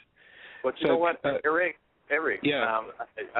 Carter just gave me another idea of a project, you know, and I think we should talk about that offline. And I don't think I want to say what this project is on air, but just hearing his experience and the way he spoke about it, I want to say let's talk about it, and Coffee Party, beware, a new project coming along. Great. You guys want to get my email? What do you guys want to get my email address? You can fire me an email and we can chat. Well, if you give it out now, a lot of people are going to get it. But I do have your number here. Well, yeah. Give me a call and I'll give it to you over the landline. Actually, okay. Eric can give you his email right now so that you can send Eric an email. Sure, that's fine. And I already Facebook friended Curtis, but it's Eric with a C at coffeepartyusa.com. Eric with a C at coffeepartyusa.com. Curtis, you know, you said I'm already a member of the Coffee Party. It's just I tried to start a local group here in Ocala, Florida, but I got 4 or 5 people that claim to be interested, but then when I tried to get them together, I couldn't get no one to respond. So. Mhm. Tell me your zip code. I'll look up and see how many people we have that live near you. Huh? Tell me your zip code, Curtis. 32179. I'm so used to doing it on my computer. Yeah, 32179 7341. Okay. Will you tell Egberto? Oh, go ahead, Egberto.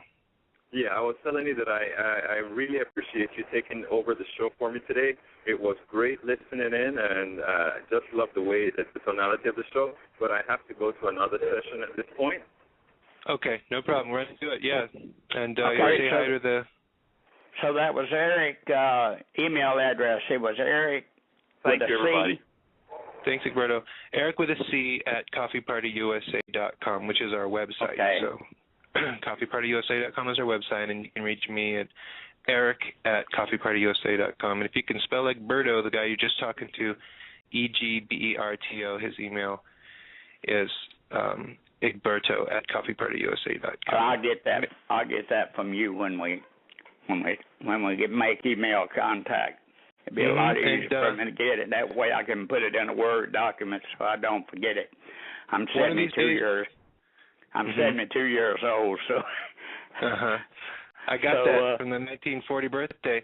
So I wanted to ask you more about when you were in the military, because we had a caller earlier say that one of the antidotes, one of the cures for this problem of how easily we are divided by the things that come out of our televisions and radios, but that sort of relies on us being isolated patients, almost like tied to chairs so they can perform surgery on our brain. Yeah, it depends. It's like the guys, especially nowadays, especially in a situation like we're in today, where the people that's got a job, they're scared to death that they may not have one tomorrow. So they're working their butt off. They're working late hours. They come in and they sit down and turn the TV on and try to eat a bite. You know what I mean? And all they get is the corporate media. They don't have time like I do to sit down online and find these underground news agencies,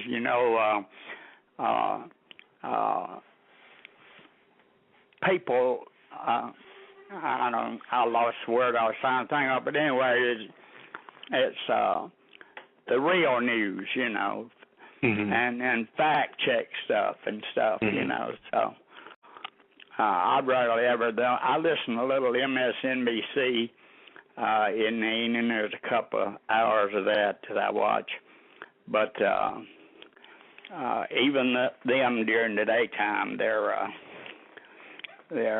run by the corps, Rachel Maddow, she's a pretty straight shooter, and Ed, he gets a little over the top sometimes, gets carried away with himself, but anyway. Yeah. Well, the problem with even MSNBC is that just to work there,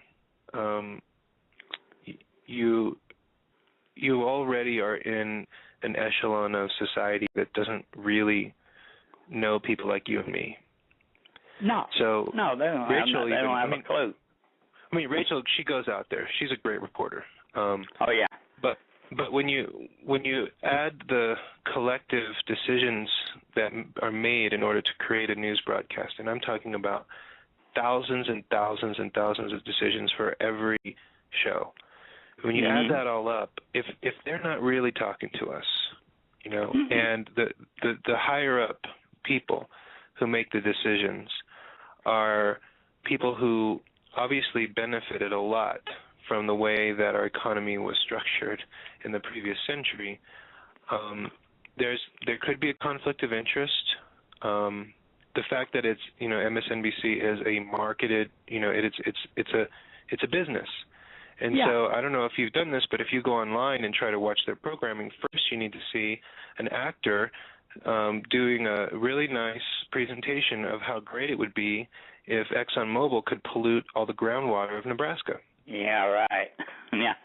Well, see, I noticed that even watch. I don't go online and watch them. If I go online, I go to Truth Out or Crooks and Liars or I can't think of them now offhand, but there's numerous news outlets online that you can get the straight facts from, Well, check out this. I want to give you one more to check out. It's called Coffee Party News, and you find it at news.coffeepartyusa.com. So you don't need a www. It's news.coffeepartyusa.com. And what that is it's a collection of people like you and me and Egberto who aren't doing this for a paycheck. So nobody can threaten me. Nobody can say, Eric, it's your job, or you print this, or Eric, it's your job, or you say this. Nobody's scripting what I say. And that's true of everybody who posts to Coffee Party News, news.coffeepartyusa.com. And so what it is, it's a collective newsletter that doesn't have any, there's no strings attached to the content, Good. And everyone is accountable, because when you post something there, your name is in the corner. So if you wrote it or if you filmed it and you post it there, you're not posting it there automatically. Not automatic. You're not posting it there anonymously. You're posting it with your name. And so what happens then is that, we were talking about earlier, you were taught some things about black people.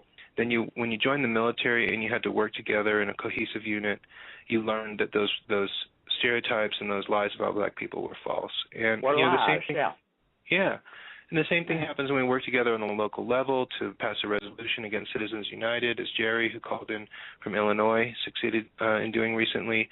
The same thing is true when Jessica English in St. Paul, Minnesota, is having her open mic event right now. We'll hear about it tomorrow when her show gets started at 5 p.m. Eastern.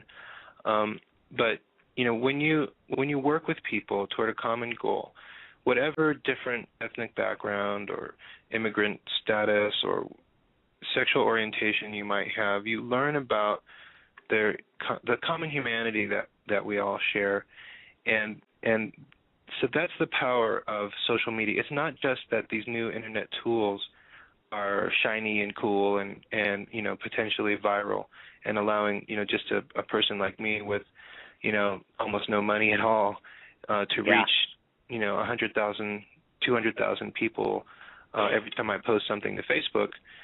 That it's not just the technology, but it's our natural human desire to look out for and care for and connect with and collaborate with each other. And that's what the internet is allowing us to do. It's allowing us to be the citizens, to be the human beings that we already want to be. But we have been, for so long, isolated and divided and demoralized, really, by the collusion of interests between corporate profiteers and... it's so overwhelming. I mean, it's just like, I guess I must get, 50, at least 50 requests for donations every day. On my now, and I mean it's from Democratic or left wing organizations, and I mean it's like they don't realize it. Hello, we're in a depression here. You know what I mean? They're calling it a recession, but it's only a recession for millionaires that play the stock market.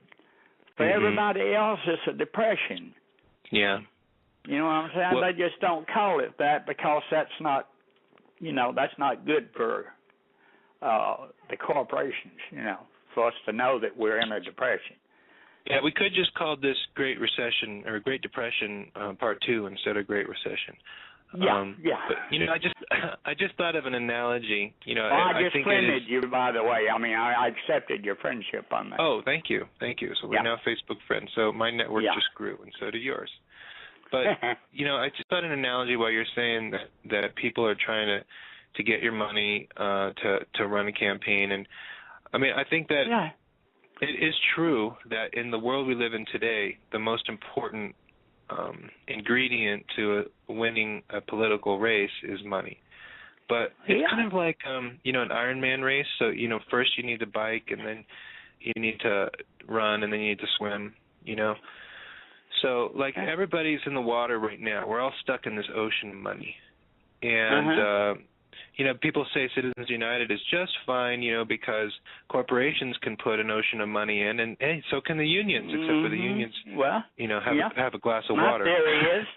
My theory is if millionaires and billionaires can piss away $53 million for a little old one-state recall election in Minnesota, then why can't we tax them $53 million and publicly finance all federal elections? That would eliminate the Citizens United in the whole 9 yards if we had public financing for all federal elections. And that way go ahead, sorry. That way the politicians would be dependent on the people because they couldn't use the money. You know, they'd only have so much money, and that's it. There definitely is a problem. Yeah, there's a problem with having private funding finance our public elections, because then what happens is they're not really the public's election anymore. They belong to private interests. And with Citizens United, there are no limits to the amount of influence that wealthy families and multinational corporations can have. There's no accountability because they're not required to disclose where the money is coming from. So it very well could be Saudi Arabia. It very well could be, Canada, which is, they're our ally, but really they don't have a right to decide the future of this country. Wealthy oil barons, whether they're Americans or Saudi or whatever, they shouldn't have any more influence over the future of this country. If you have $2 and I have $1, our vote should matter the same. Our ability to yeah. So that's what we're working toward. That's what I'm saying, I mean, there's no way that us little people can compete with those people with all that money, Yeah. So I mean, I make $1,400 a month, on Social Security. That's it. But I'm actually lucky in my area because I had the foresight to make sure that before I retired, everything I owned was paid for. So I went into retirement debt free. So I can live on $1,400 and change a month. You know what I'm saying? And still have a little money left over. You know what I'm saying? Of course, I'm pretty frugal. I grow my own garden and most of my own fruits and stuff down here. But still, I'm doing good compared to a lot of the people that I can see within eyeshot here, Well, thank you very much for calling in. I do have your number and we're Facebook friends, so we will work together to help you the next time you want to have a meeting. We'll make sure that some people who share your values are alerted about the meeting. And I'm not sure, what's the largest town you're closest to? Ocala, Ocala. Oh, okay, but I haven't heard of that. Is there a town that has a baseball or football team near you? I'm sure they have one up there somewhere, but I don't know. Well, I will find. Or maybe I'm that's sure up that at Gainesville, which is up the road a little ways. Oh, Gainesville. Okay, so you're near Gainesville. Yeah. Great. Well, then we have some great organizers who are near you, Curtis. So we'll definitely help you when you get that next meeting going. So this has been Politics Done Right. It is Egberto Willies, 99% media blog talk radio show. We do this practically for free. If you go to coffeepartyusa.com, you'll see in the column there's a way for you to donate to help make this very small but small organization with a big voice possible. Coffee Party USA is funded by our members.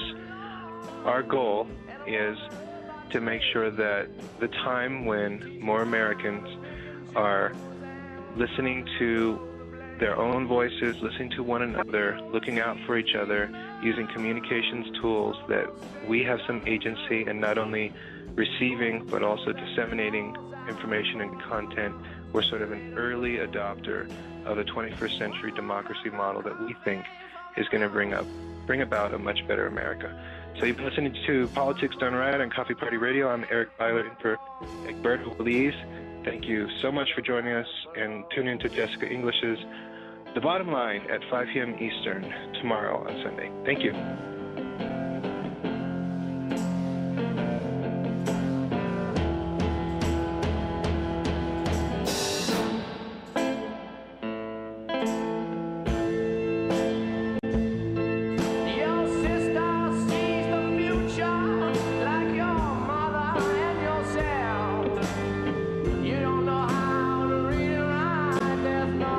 Upon your shelf, but your pleasure knows no